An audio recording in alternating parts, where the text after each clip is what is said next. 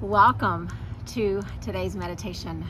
I am coming to you from underneath this amazing big full moon that is up in the sky tonight, and I just couldn't help but bring our meditation time out here so that even if you are indoors, I'm going to soak it up and just hopefully you can feel this amazing energy throughout these Zoom waves wherever you are.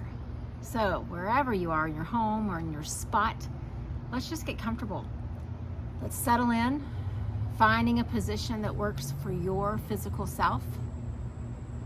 And then just allow your eyes either to gently close or you can soften your gaze toward the ground.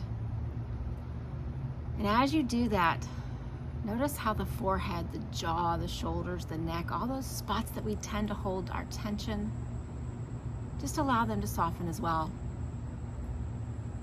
Just giving that forehead a chance to relax, those lines of worry, giving that jaw a chance to relax from the tension of the day. Allowing the shoulders just to drop down a little bit.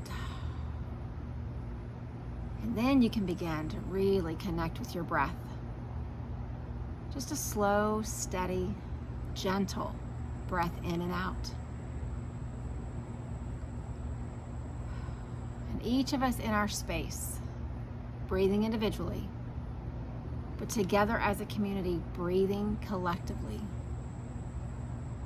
And I always marvel at this time in the lunar cycle, knowing that this same full moon showed up in the night sky all across this world, in different places, not just here where I am, but someone in different time zones saw the moon in their own way at their own time, reminding us of the power of light and how it can manifest in our lives.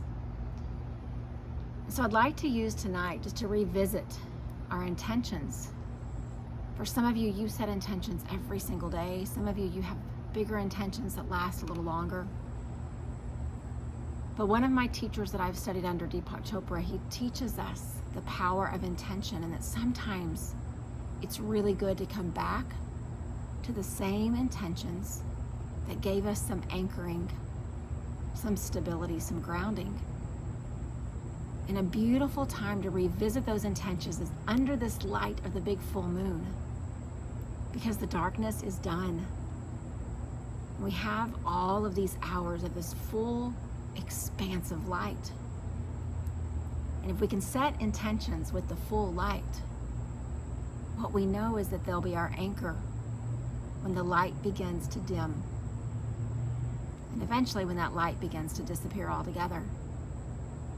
But we have the assurance that in about 28 days it's coming back.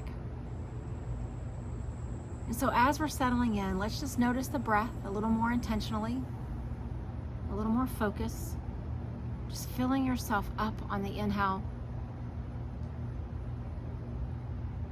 and letting the breath go as you exhale. Filling yourself up as you breathe in, softening through the body as you breathe out. Breathing in and breathing out. And if the mind begins to wander and attempt to distract you, you come back to that breath. Bring your focus to the breath in, and then follow that focus to the breath out. And what you'll teach yourself and your thoughts is that you're choosing to be here in this moment, not thinking about anything else. But also, if the thoughts do come in, we give ourselves grace and we come back to the breath. And so under the light of this big, full, incredible moon, I want to ask you the 4 soul questions. But before I do, I want to remind you, and I'll remind myself as well, we're not attempting to answer them. As I pause and we grow still and we grow quiet together, answers may begin to come up in your mind, in your heart, in your being. But if the answers are not readily available as we so often hope they will be, we learn to be okay with that. And honestly, I think sometimes this practice is more about the me being okay without having an answer. than it is about me finding one. I learn to rest, to be still in what is right now. So you just continue to breathe. I'll ask you each of these 4 soul questions. I'll pause. We'll each have a chance just to sit with it. And then I'll go on to the next one. And then we'll sit all together, and then I'll bring us back and ask them one more time. And then we'll let the questions do the work for us. So breathing in, asking ourselves, who am I? Who am I?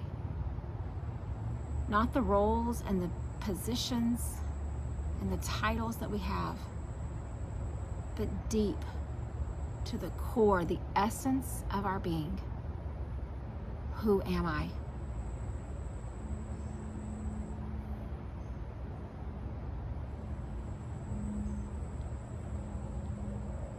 And then the second question, what do I want? What do I want? I like to always reframe that one with the idea of what is my heart's desire. These are not the wants that fit on a list that we check off. They're not tied to things that we acquire. But deep down in that core of who we are, what is our heart's desire, our heart's longing? What do we want?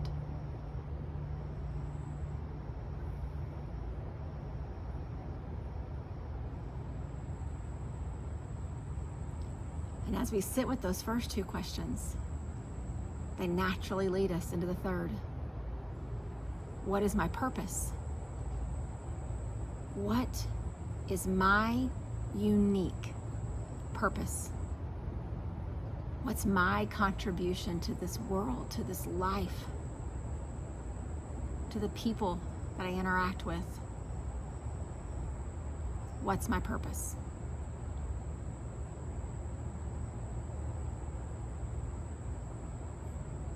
And then the 4th question, don't rush to answer it. Let it just sit with you and just see what bubbles up in your heart and in your spirit. What am I grateful for? What am I grateful for?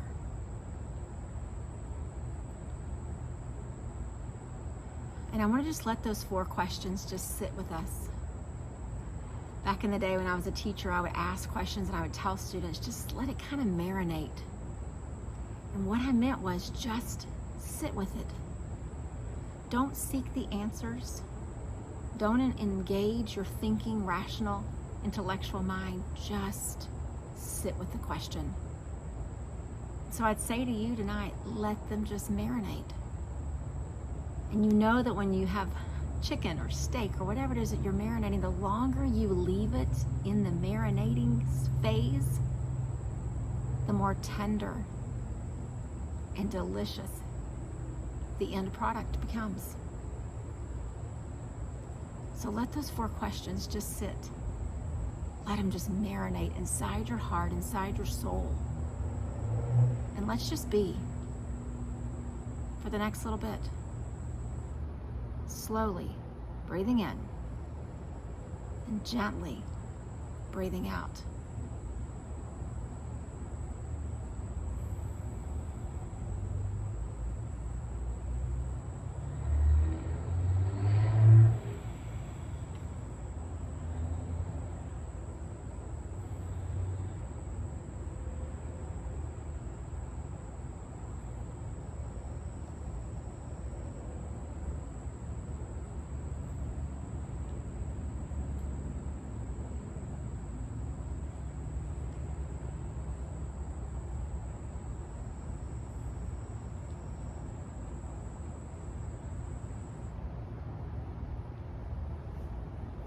Then I would invite you to check in with yourself.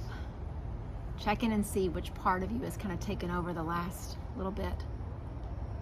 If that thinking, rational, efficient mind has tried to lead you to the answers to those questions, just let it be for just a bit longer and come back to the heart mind. the part of you in the deepest, deepest part of your soul. Let the questions sit there. You know, the cycle of the moon provides us this beautiful example of the phases of life. But I was just marveling as I watched that moon last night become 99% full. And I even said on our drive home as I watched it in the sky, I said, oh my goodness, nature is amazing. Because every time that moon cycle and those moon phases come, there's not a jagged edge or there's not a spot that's distorted. It's the same shape. The full moon is the beautiful round circle. The crescent moon is that beautiful little banana-shaped moon. The half moon has that beautiful straight line down the middle. It's predictable. We can count on it. Sure as we know that as this full moon passes, little by little, the light will begin to wane.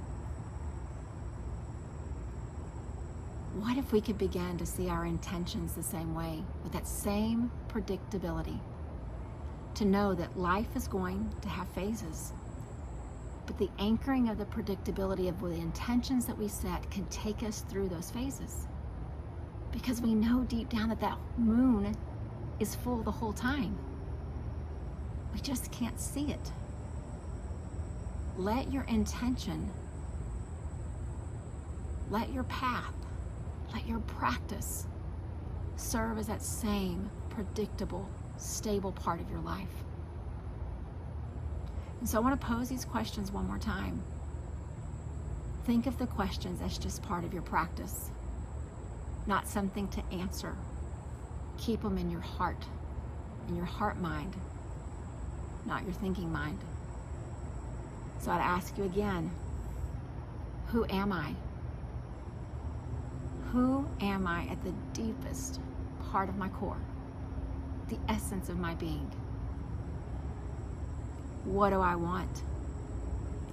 What is my heart's desire, my heart's longing?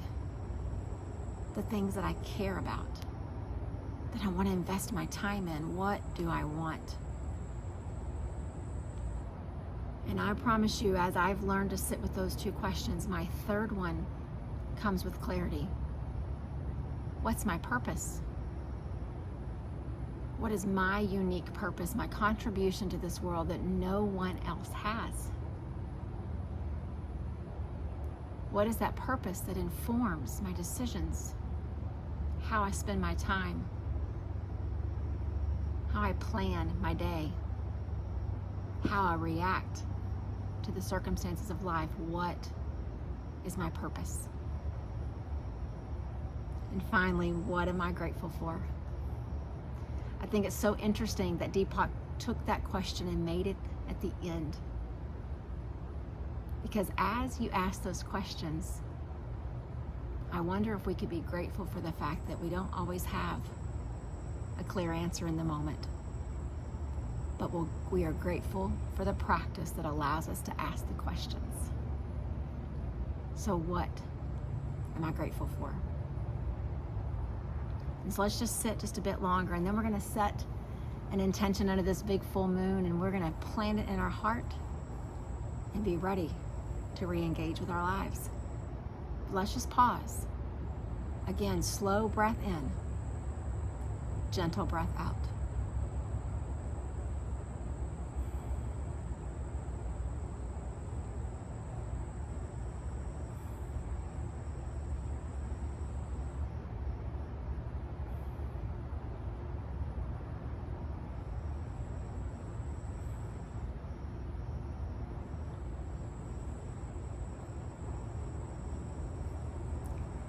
I'd like for us to seal our time together with 4 intentions to really bring in this illumination of the moon, setting an intention for the days to come as the light gets a little bit less, and reminding us when we look up at the moon as the phases change of these questions that we've asked ourselves and that we'll keep asking, the questions of our soul. So I'm going to say these 4 intentions. You are welcome to repeat them after me, or you can just let my words hold space for all of us. But let these intentions represent the holistic beings that we are. Joyful, energetic body. Loving, compassionate heart. Peaceful, calm mind. Lightness of being. And what those intentions signify is we are not just the body, we are not just the mind, we're not just the heart, we are one being. And when we can begin to set intentions, to use them as an anchor, to ask the soul questions of ourselves, we will experience lightness of being. Our path will look a little bit clearer. Our focus will be a little sharper. And our acceptance of where we are on this journey will begin to become greater. So under the light of the big full moon, I hope that you will take these questions, these intentions, sit with them. Let them linger, let them persist within you. And as you begin to see the light of the moon lessen a little more each day in the coming days, come back to this anchor and remember, the moon is still full. There's just some things in the way blocking it. Hang on to the assurance, to the anchor that your intention gives you. Namaste.